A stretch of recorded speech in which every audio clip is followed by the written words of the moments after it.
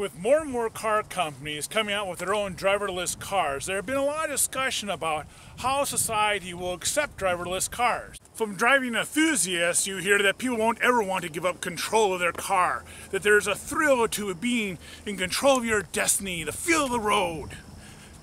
But I think they're in a small minority. I mean, I know someone.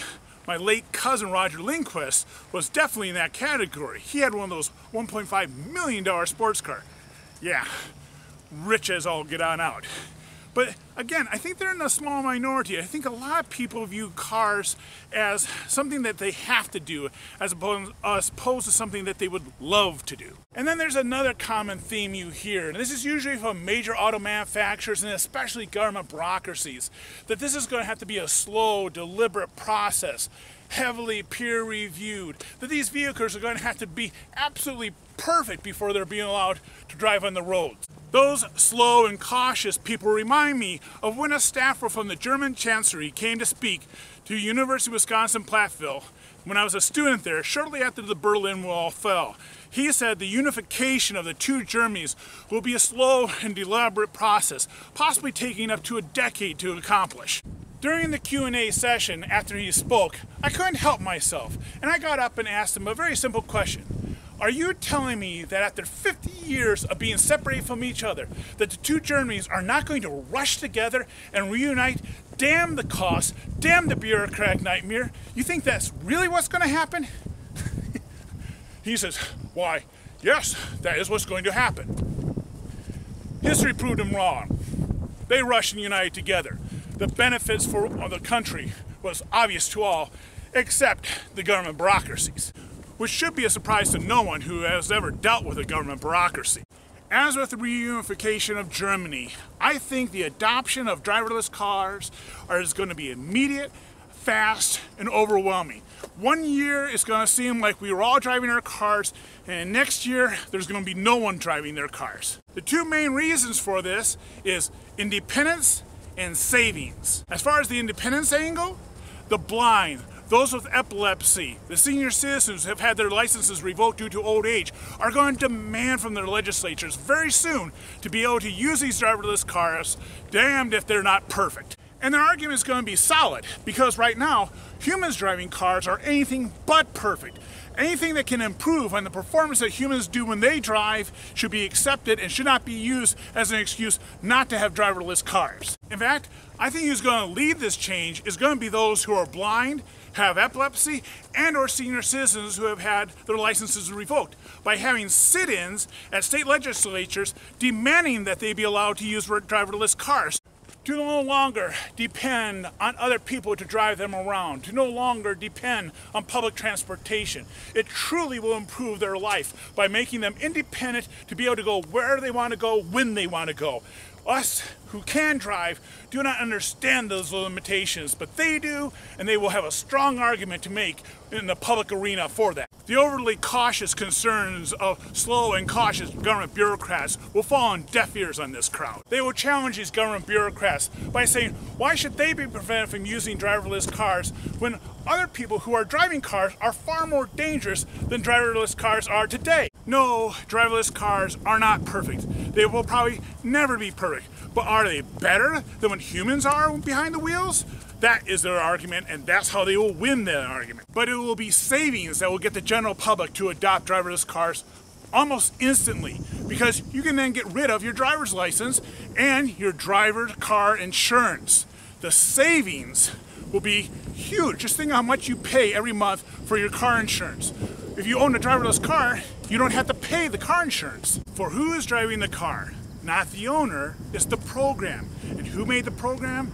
The car manufacturer. And thus the liability for the car performance will be on the car manufacturers. Something that right now they are very scared of, but it will sell cars like hotcakes when they do.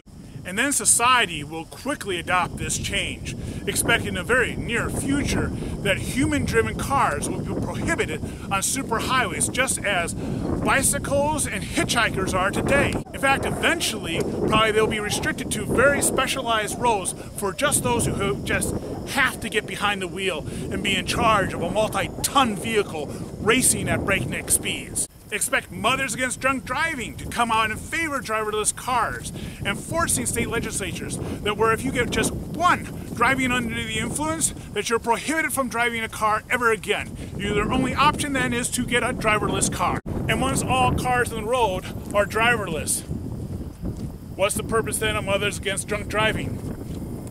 It shouldn't exist anymore then. While their employees will regret that, it should be a celebration for those who actually have supported Mothers Against Drunk Driving, MAD, over the years. In fact, MAD will very likely join the blind, those with epilepsies, and those who have had their driver's license revoked, demanding that state legislatures start allowing driverless cars on roads. While yes, they're working for their own demise, the goal of MAD will have been accomplished. Drunk driving will be no more. In fact, expect some humorous car ads where there's an obviously intoxicated person trying to get into their car. A police officer pulls up and then helps them get into their car and sends them on their way. Of course, they're sending them on their way in a driverless car. Take this drunk person home, car. So what does this mean for car manufacturers? The truth of the matter is, the first one that can make a Model T driverless car will probably take the country by storm. By that I mean a cheap car that can be afforded by the masses. Not like this highly expensive sports car by Tulsa.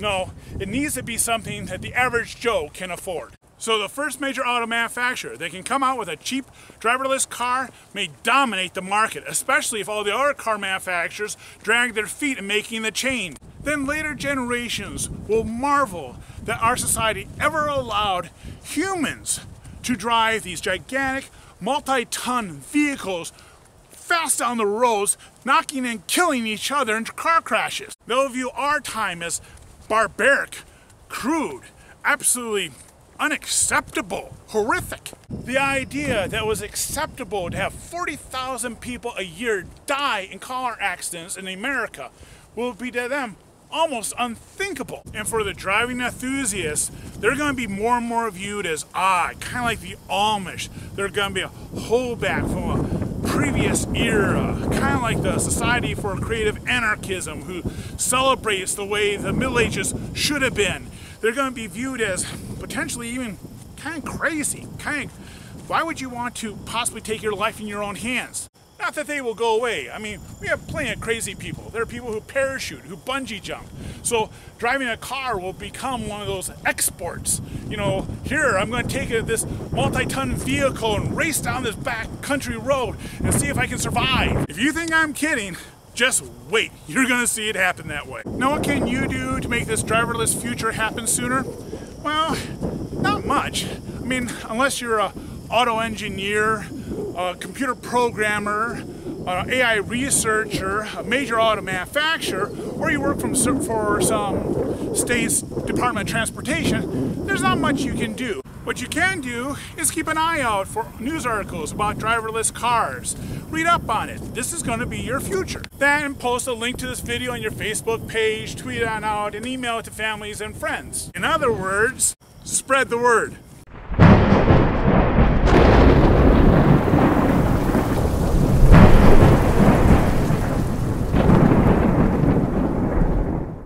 Because this is a reactive breaking news vlog, episodes are produced as news happens.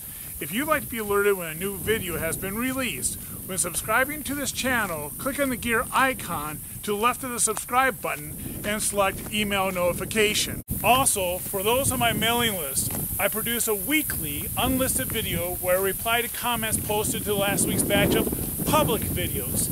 If you'd like to see these reply to comment videos, look in the description below for the link to the mailing list sign up form.